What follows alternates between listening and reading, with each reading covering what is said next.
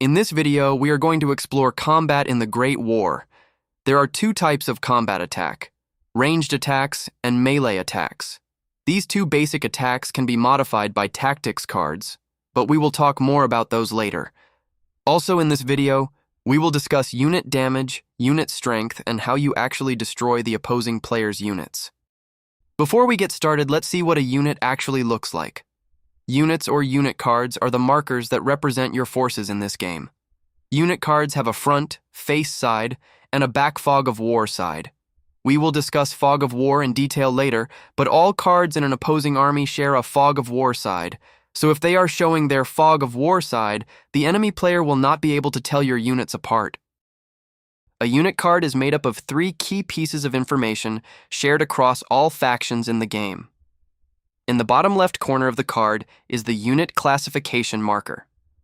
This tells you the overall classification of the unit displayed on the unit card.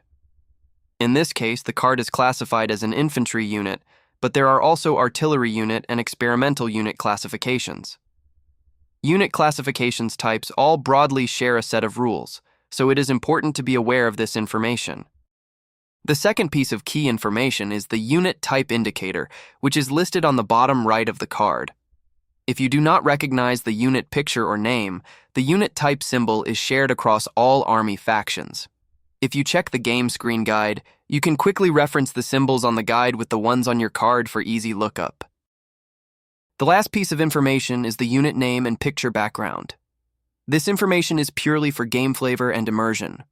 For example, this card is called a rifle section, which is the main infantry platoon unit for the British Empire. All infantry platoon cards across all factions have the same rules and special abilities, regardless of the picture displayed or title of the card. These are the unit cards that make up your forces. Keep in mind, not all factions have the exact same number of units available. Different factions have access to different experimental units, so when picking a faction, make sure you know what limitations your army faces. Unit card numbers are set. If you run out of physical unit cards of a specific type, you may not use any more cards of that type until some are destroyed. Now, before we get into mechanics, there are some terms and unit stats you need to be aware of. Unit strength represents a unit's hit points or number of effective soldiers remaining in the unit. When making an advance move, a unit can carry supply with it up to the remaining unit strength of the unit. A unit with 2 unit strength can carry up to 2 supply when it moves. If that unit takes a damage and drops to 1 unit strength, it can now only carry 1 supply with it when it moves. Each time a unit loses 2 unit strength, it loses 1 shock dice when making any attacks.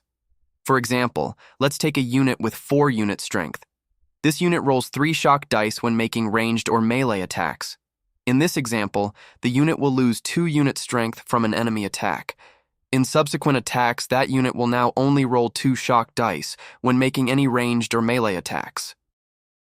A unit reduced to 0 unit strength from an attack is destroyed. Remove the unit from the board and put it to the side to be counted in the casualty phase as a destroyed unit. The game screen lists the starting unit strength of all the various units. A unit may never have more unit strength than this starting value, regardless of purchased or gained reinforcements to that unit. All attacks in the game are made using 6-sided shock dice. Shock dice are numbered 1 through 6. No single unit attack of any kind may ever roll more than 10 shock dice in a single attack. Both players should have a total of 10 shock dice each when playing the game. Some special rules and tactics cards allow shock dice to be re-rolled for various reasons. However, a re-rolled shock dice may never be re-rolled again, even if the re-rolled dice would be entitled to additional re-rolls from any source. Players must abide by the second result of any re-rolled dice. The game screen and rulebook list the number of shock dice various units get to roll when making ranged or melee attacks. Also listed is the supply cost for the ranged or melee attack, should the unit choose to make one. Regardless of the number of dice being rolled, attacks are resolved by rolling shock dice. Check the shock dice chart for the results of rolled dice. A roll of 1 is called a snafu. A snafu means that no damage is dealt, and the unit making the rolls is impacted in a negative way, depending on the attack being made. A snafu always applies regardless of any dice modifiers. A roll of a 2 or 3 is a miss. A miss means nothing happens. No damage is dealt and the dice are discarded. A roll of 4 or 5 is a hit. A hit means the target enemy unit will take shock damage from the hit equal to the attacking unit's classification shock damage value. More on that in a bit. A roll of a 6 is called a death blow.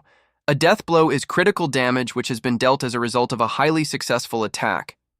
The attacking unit applies double the shock damage value of the unit's shock damage classification to the enemy unit. Death blows are catastrophic and always apply regardless of any dice modifiers. Shock dice modifiers are values added or subtracted from the numbers your shock dice roll. For example, let's take a situation where a +2 shock dice modifier is gained as a result of a played tactic card. 2 shock dice are rolled for the attack. Each rolled shock dice shows a 2 after being rolled. The tactic card adds 2 to these dice, turning the 2 into a 4. As these dice are now considered a 4 as a result of the modifiers, the rolled shock dice now count as a hit instead of a miss. Only a roll of 1 counts as a snafu. A snafu always does no damage and causes a negative effect. Likewise, only a roll of 6 counts as a death blow. Death blows always deal double shock damage. Modifiers to shock dice rolls can never cause a snafu or death blow. Modifiers that drop rolled dice values to 1 or less or raise rolled dice values to 6 or higher only count as misses or hits, respectively. We will discuss how players may gain additional modifiers a bit later. The effective range of a unit is the number of sectors away the unit can make ranged attacks. A unit with an effective range of 2 can make ranged attacks up to 2 sectors away, while a unit with an effective range of 4 can make ranged attacks up to 4 sectors away. Sectors further away than a unit's effective range may not be targeted by that unit's ranged attacks. Shock damage represents the actual damage done from an attack, as well as the potency of the damage from that attack. The shock damage value of a unit's attacks are based on the unit's classification. This means the shock damage from melee and ranged attacks are always the same for the same unit, regardless of the type of attack. Attacks from infantry classification units always have a shock damage value of 1. Attacks from artillery classification units always have a shock damage value of 2. Attacks from experimental classification units always have a shock damage value of 3. Based on this, you can see the potential effectiveness of an experimental unit. An infantry classification unit would need to hit an enemy unit 3 times to deal the same potential damage as one hit from a unit with experimental classification. The last key unit stat to be aware of is base unit entrenchment. Base unit entrenchment represents a unit's skill, abilities, and allocated materials, which are all used by the unit in battle to avoid being damaged. Seasoned veterans know to keep their heads down in a trench, while green recruits have yet to learn these lessons. Units have different profile entrenchment values, which can be seen on the game screen. A unit with a base profile entrenchment value will always receive that entrenchment bonus from any attack, even if the unit is on open ground. Entrenchment will be described in detail later, but entrenchment is a unit's ability to avoid being damaged. Incoming shock damage is always subtracted from a unit's total entrenchment value before strength damage is applied to the unit. Now let's discuss actually making attack actions. There are 2 different types of attack actions most units can choose to make. These are ranged attacks and melee attacks. When a unit is able to make an attack is based on the unit's classification. Infantry and experimental units may make a single attack action in the shock phase, while artillery and experimental units may make a single attack action in the bombardment phase. Keep in mind the special rules of specific experimental units, but in general this means some experimental units are able to attack in both phases, provided they have the required supply. Some units have 0 shock dice listed under melee or ranged attacks. These units are unable to declare an attack action of the type they have 0 shock dice in. If a unit is forced into a melee attack but lacks any shock dice to attack back, it is unable to roll any dice in any number of melee rounds that are declared. The attacking unit is still subject to snafu rolls, but these units are very vulnerable. Most of the time, attacks occur in a specific sequence. For example, all of the attacker's artillery units make ranged attacks in the bombardment phase before the defenders. However, there is a special rule called out-of-sequence attacks that is critical to understanding the game. Out-of-sequence attacks occur as soon as they are declared. These attacks occur outside of the regular order or sequence of battle. Provided dice have not yet been rolled for an attack, a player may declare an out-of-sequence attack at any point of their choosing, as long as it coincides with the special rule allowing the attack. Available out-of-sequence attacks may be deferred to a later point in the turn, or used before the enemy player is able to take any actions. An out-of-sequence attack may even be declared against a unit that is making an advanced move. Make sure you have the enemy player indicate their planned movement path prior to declaring the attack. This is useful because when the unit enters a sector mid-move, you may declare the out-of-sequence attack, resolving the damage before the unit finishes moving. A unit which takes strength damage while conducting an advance move stops in the sector the damage was received, but continues if no strength damage occurred from that attack. Units may still make attack actions after receiving shock damage, but any reduction in entrenchment or shock dice as a result of damage from the out-of-sequence attack do apply to later out-of-sequence or regular attacks impacting the unit. In the shock phase, the defender has priority at the start of the phase. This means the defender may complete all of their out-of-sequence attacks before the attacker may declare any. This is particularly relevant for any machine gun units on the defender's side. In all other phases, out-of-sequence attacks are completed by the most recent declared attack, provided no dice have been rolled. As long as the unit has the needed supply, making an out-of-sequence attack never takes away the regular sequence attack a unit is entitled to make. When making a ranged attack, there are several things to consider. Ranged attacks always cost supply to make. The cost of those attacks is listed on the game screen. In the appropriate phase, a unit may be selected to make a single ranged attack. Note that infantry and experimental units always target an enemy unit to make a ranged attack, while artillery units always target sectors. Unlike infantry, an artillery unit is able to choose to attack an empty sector if it chooses. This is relevant as infantry units are unable to make ranged attacks against undefended enemy supply, while artillery units may be used to target unguarded enemy supply or empty sectors, hoping to place crater damage across the battlefield. When making a ranged attack, you must consider the unit's effective range, and ensure the unit's target falls within that number of sectors. Also keep in mind any unit's special rules that may impact your attack. When attacking, if a ranged attack rolls a snafu, the attacking unit must pay one additional supply for the attack. If the attacking unit has no supply available to pay for the snafu, then the unit must turn a rolled hit or death blow dice into a miss dice. Unlike ranged attacks, melee attacks do not usually cost supply to make, but there is a catch. The enemy unit targeted by your melee attack gets to strike back at the same time you do. Additionally, units must have enough advance movement to enter the sector they declare a melee attack against in order to be able to declare that attack. Players may spend supply to increase the advance movement value of a unit, choosing to make a melee attack action as normal, but if the unit does not have enough advance movement to move into the target sector, it may not declare the melee attack action. Units may never move through sectors occupied by other units, including friendly ones, so ensure when planning your melee attacks, you consider the bottlenecks created by your own forces. Melee attacks must be made against an enemy unit in a sector adjacent to your friendly unit. Unlike ranged attacks, the player controlling the unit which declared the melee attack may choose to roll multiple rounds of the original melee attack in the same combat action until one of the units is destroyed. Each time a subsequent melee attack is rolled by a unit, both players' shock dice suffer an additional -1 to hit modifier. Strength damage taken, or changes in entrenchment bonus between rolls will also apply to subsequent melee attack rolls. Unlike ranged attacks, if a melee attack shock dice rolls a snafu, the attacking unit suffers an automatic strength damage regardless of any entrenchment modifiers. When things go wrong in melee combat, they go really wrong. When a melee attack is finished where one of the units is completely destroyed, the winning unit may always choose to move into the sector of the losing unit, regardless of any advance movement costs. Any leftover supply can be captured this way, or players can choose to keep their unit in the original sector. When making attacks, two common ways to apply modifiers to your attacks are with local officer initiative or local planning and preparation. Local officer initiative allows units with more than one shock dice on their profile to choose to split their shock dice attacks between multiple units or sectors. though the attacking unit must always make all ranged attacks or all melee attacks.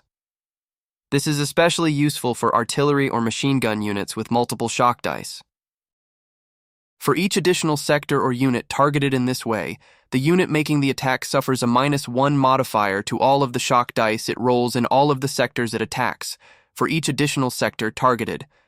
This will make misses more likely, as making such a coordinated attack is extremely difficult to pull off.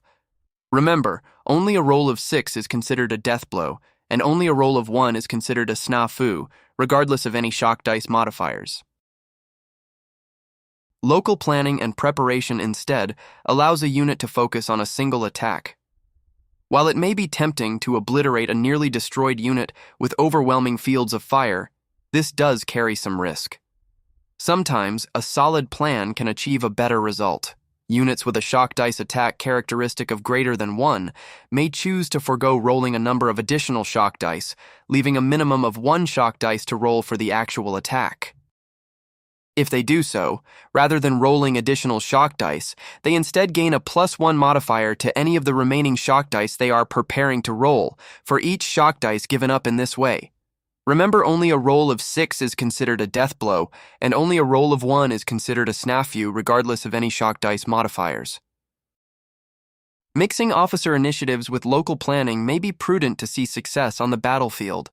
Using positive dice modifiers to cancel out negative dice modifiers could give you the results you are looking for.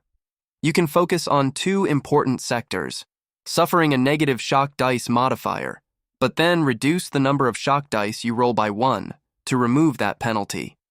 Balancing these 2 modifiers is critical to any successful plan. These modifiers must be decided prior to any dice being rolled. Once you have rolled your dice, we now need to apply shock damage. See how many hits and death blows you have scored, and pay any supply costs needed from snafu rolls. If a unit is destroyed as a result of a snafu roll, finish applying damage from the unit's attacks before removing the unit. Now that you have added the number of hits and death blows, work out how much shock damage those attacks deal, based on the classification of the unit making the attack. This number represents the strength damage to be applied to the targeted unit or sector. Now that it has been calculated, you must check if any will actually be applied to the target unit. Before strength damage actually lands, the unit's entrenchment value may protect it. The target of the strength damage subtracts its total entrenchment value from the received strength damage. The unit taking the strength damage combines the total entrenchment value from the unit profile, sector features, or any other source present in the sector. Subtract this total entrenchment from the received strength damage. Whatever damage is left over becomes real strength damage the unit suffers. Remember, some sector features may offer entrenchment from ranged but not melee attacks. While an attack may cause crater damage, a unit's calculated entrenchment value does not change until that attack sequence is completed. If a trench or fortification is destroyed as a result of an artillery attack, the occupying unit receives the full benefit of the starting entrenchment bonus from that attack. Only in subsequent attacks will the reduction in entrenchment value be applied. Strength damage is total shock damage subtracted from existing entrenchment value. Strength damage is then applied to the unit's existing strength value. Starting strength values of various units can be found on the game screen. Players place strength damage tokens next to damaged units to keep track of damage suffered. A unit which drops to 0 remaining unit strength is said to be destroyed. The soldiers in these units are either annihilated, desert, or surrender in the face of hopeless odds. Destroyed units are always removed from the board as casualties. If the destroyed unit is occupying a sector that contains any supply, any remaining strength damage not applied to the unit is applied to the supply in the sector. For example, if a unit in a sector with 2 supplies suffers 4 total strength damage, the first 2 strength damage are used to lower the unit's strength to 0. The remaining 2 strength damage are then applied to the supply in the sector, meaning all the stockpiled supply is also destroyed. Supply may never be separately targeted if there is a friendly unit also present in the sector. The supply in the sector receives the entrenchment bonus of the occupying infantry and is only at risk if the unit is destroyed first. If a sector contains supply with no friendly unit and is targeted by an artillery attack, the supply receives an entrenchment bonus only from fortifications present in the sector. Otherwise, shock damage is dealt directly to the present supply. Keeping supply in a sector without friendly infantry units is very risky. To describe the core loop of combat, first a melee or ranged attack is declared against an enemy unit or sector. Shock dice are rolled, taking account any modifiers. Shock damage is then calculated based on the rolled shock dice values and attacking unit classification. Total shock damage is determined and then subtracted from the target unit's total entrenchment value from the attack. If the shock damage dealt is higher than the entrenchment value, the difference is removed from the existing unit's strength. If the unit is destroyed, any remaining strength damage is applied to supply in the sector. That's the core loop of combat. Combat in the Great War is a messy affair where artillery and machine guns make quick work out of the poor soldiers guarding the trenches, provided there is enough supply, of course.